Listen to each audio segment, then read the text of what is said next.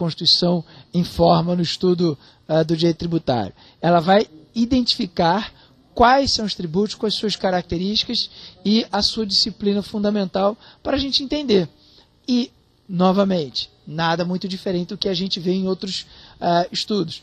Então, por exemplo, tem gente que no direito constitucional tem que estudar o capítulo da Seguridade Social e vai ver lá que existem as contribuições para financiamento da Seguridade Social.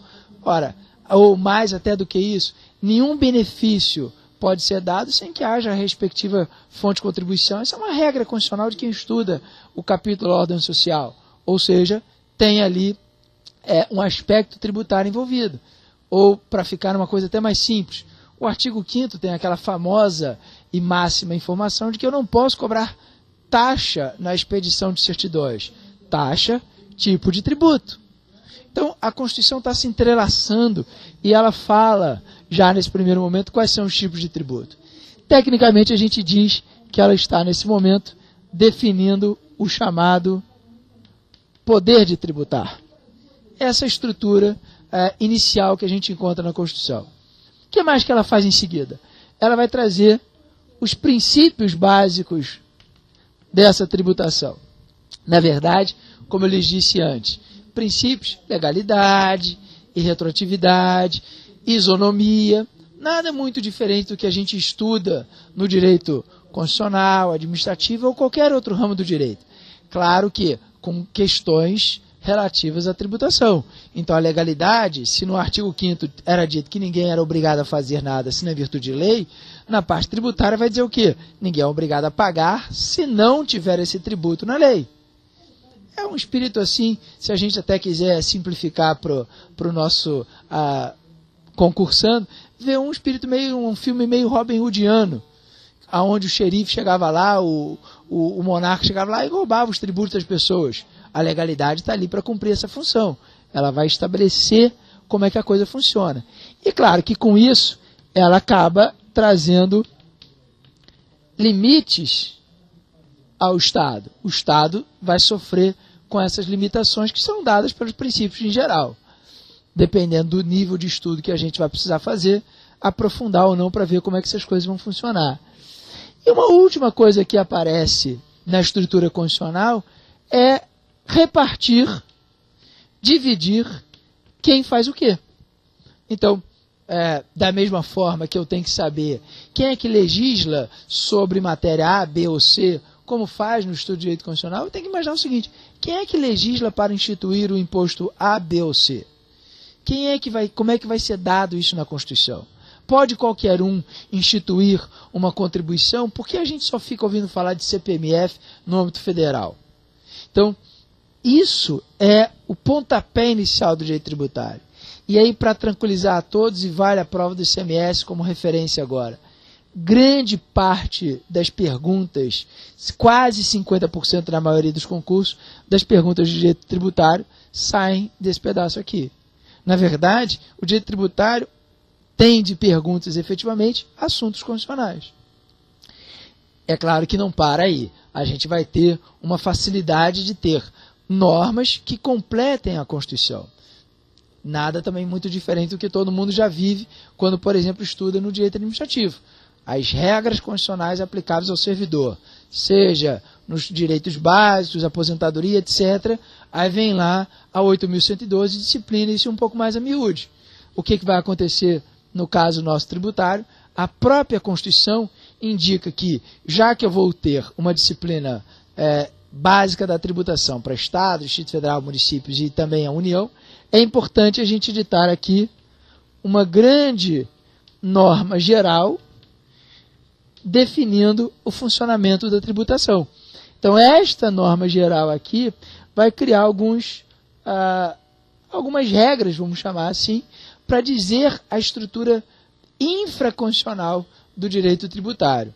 Claro que sempre espelhada na Constituição, vem esta norma geral e estabelece uma regra que vai tentar entrar no detalhamento de como é que se cobra um tributo, quem pode fazer isso, como é que o fiscal exerce essa função, ou vai responder até perguntas que as pessoas erram muito até na prática.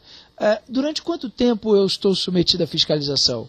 Quanto tempo eu devo guardar meus documentos de natureza obrigatória?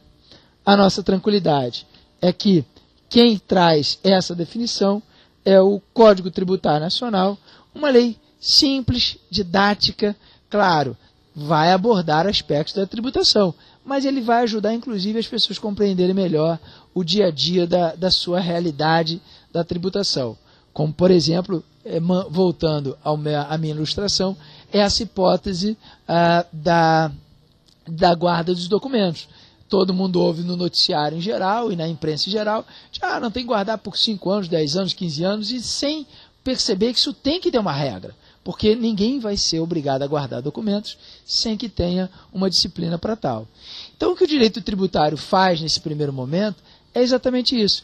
Ele vem estabelecendo esta disciplina, olhando a Constituição e depois as normas do Código Tributário Nacional. Para todo mundo ter tranquilidade, num primeiro momento de estudo e na maior parte dos concursos, jamais se é demandado do concursando ou da pessoa, do candidato ali, que entre no detalhe de um determinado tipo de tributo.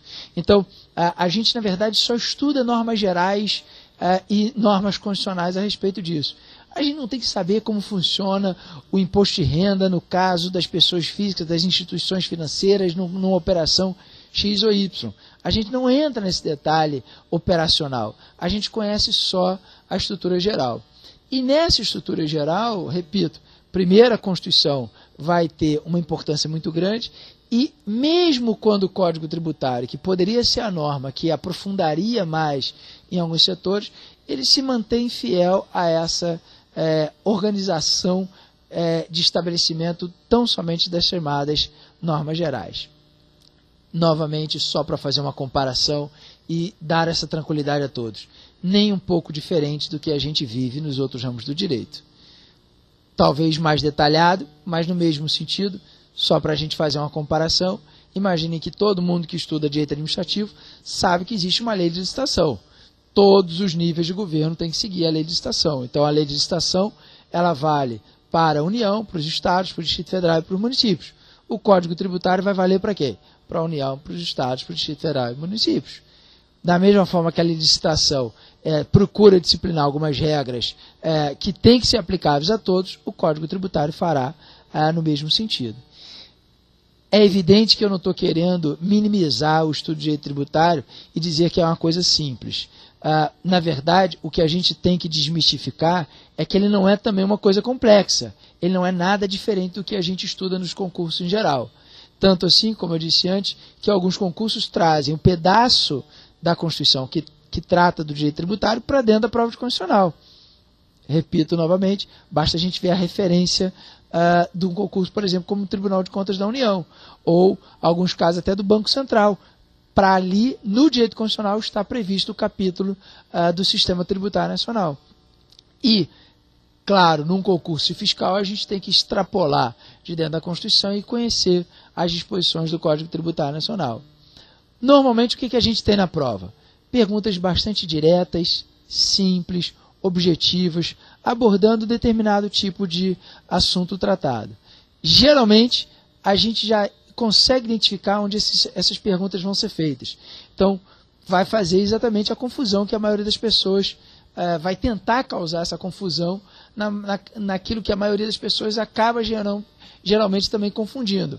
Por exemplo, como eu disse antes, tem gente que acha que tributo e imposto é sinônimo, quando na verdade não é. Ou contribuição e imposto serem sinônimos. Então, o que as provas vão fazer? Vamos pegar o que a Constituição fala que aplica-se só para o imposto e vamos trocar a palavra de imposto para tributo. E aí, claro, a nossa resposta vai estar errada porque estaria generalizando aonde a Constituição restringiu ou vice-versa.